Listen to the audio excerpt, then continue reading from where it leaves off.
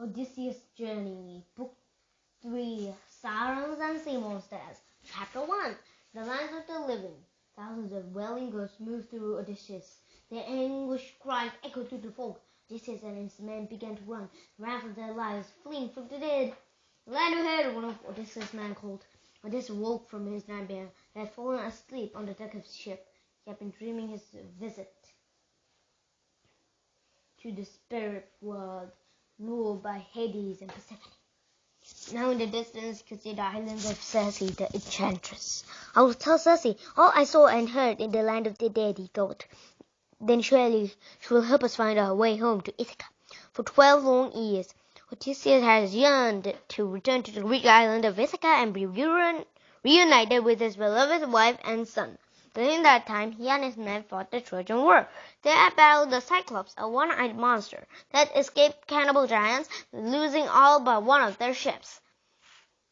Odysseus had charmed the wily enchantress Circe, and he and his men now survived a journey to the land of the dead, a journey from which no mortal had ever before returned alive. As they sailed now towards Circe's sunlit island, the Greeks cheered. The island was covered with beautiful green forests and ringed by rocky shores. Birds sang in the trees as the Greeks anchored the ships. But as the sun went down and they dragged themselves ashore, great weariness overtook them. Each man collapsed to the sand, too exhausted to speak. Lying on the cool beach, Odysseus stared up at the moon and stars, pushed away all his memories of the land of the dead, felt the salt breezes, and listened to the waves that lapped the shore.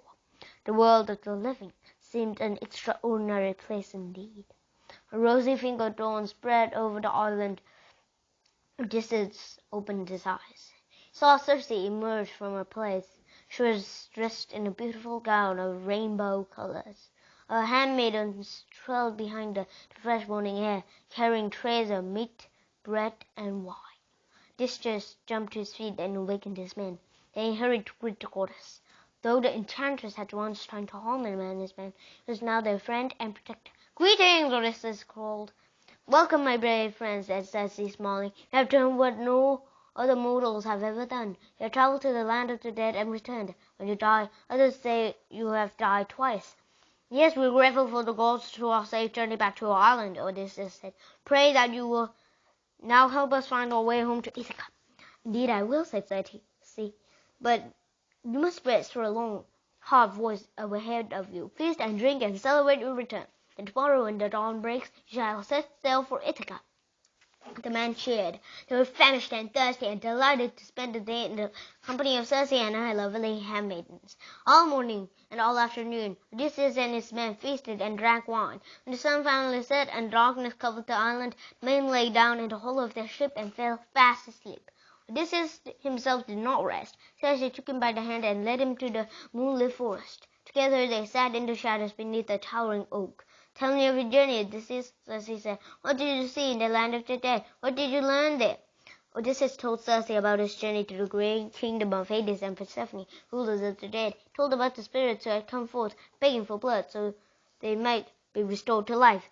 "Among them was my mother," he said sorrowfully. "She died of grief, waiting for me to come home to Ithaca. She told me that my father and my wife and son still ached for my return.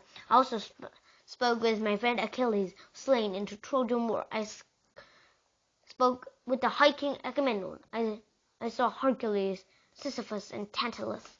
Finally, I spoke with the blind prophet Tiresias."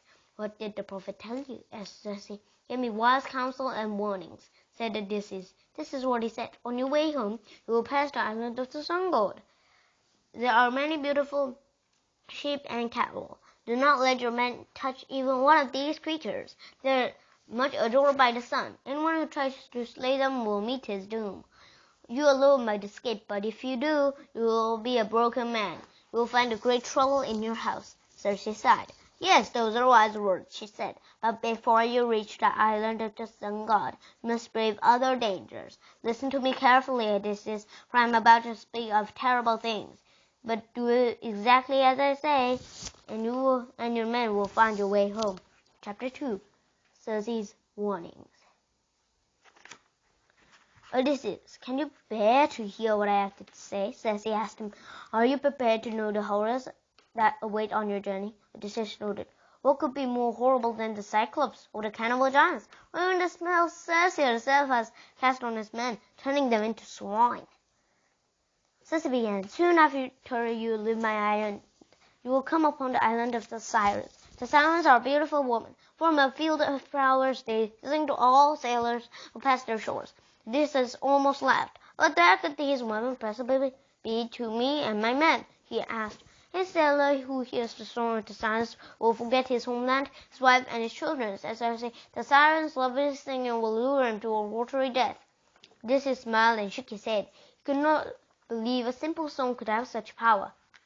Heed my warning, Odysseus, said Circe. The Sirens' shores are littered with the bones of sailors driven mad by their song. You must make your crew plug their ears with beeswax, so none will be able to hear. Else you will all perish. I will order them to do so, Odysseus agreed, but I myself will listen. I do not believe my will to return home can be broken by a song. You alone may hear the Sirens, said Circe.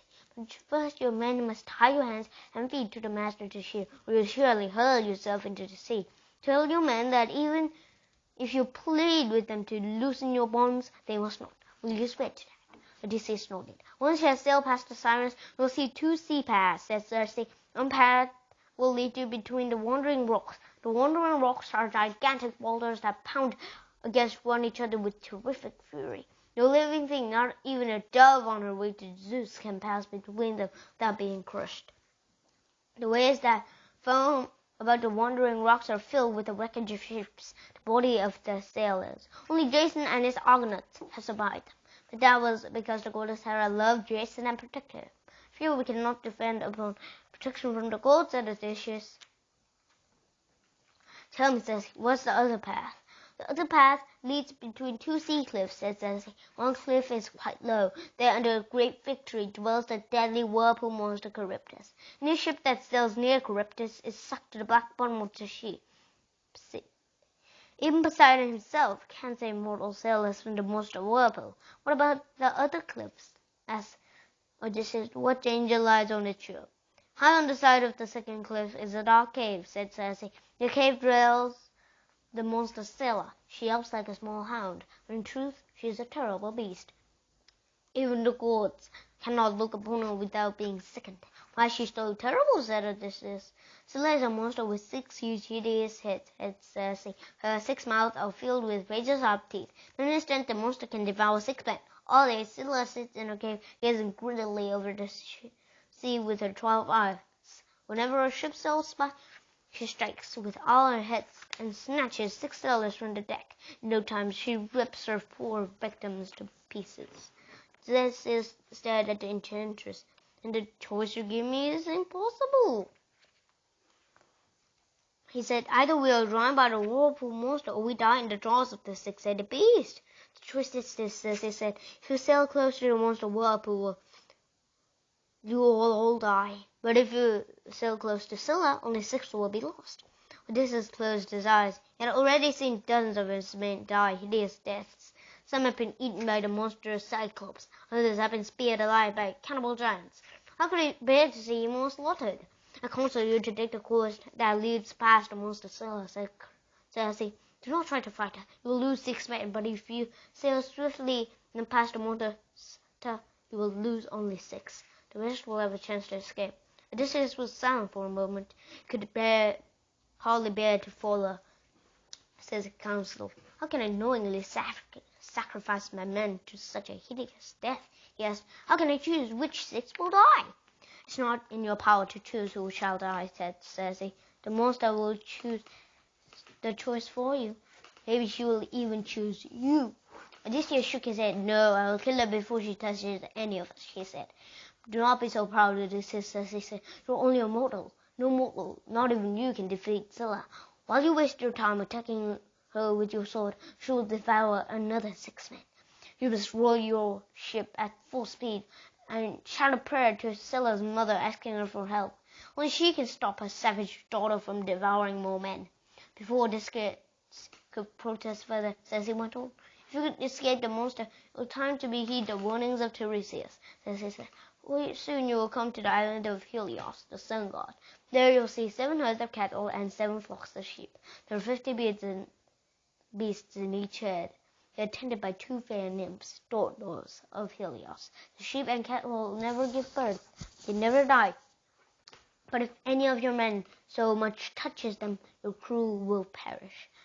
You yourself might escape, but you will have a sad and terrible time when you return home to your island. Your wife and son will suffer also. Odysseus stood up. The thought that his family might be in danger kindled his desire to start for home at once. Thank you for your help, he said to Circe. I promise to heed your warnings. Good, she said. I have told you all that you need to know. Your path will be dangerous indeed, but if you do as I say, you will find your way home. Go now, for the dawn is almost upon us. Odysseus looked around the forest. A misty golden pink light filtered through the trees. A breeze made the leaves quiver and dance. Birds began to sing. When Odysseus turned back to the enchantress, she was gone. Circe, he called. She didn't answer. She had slipped away into the dawn's rosy light.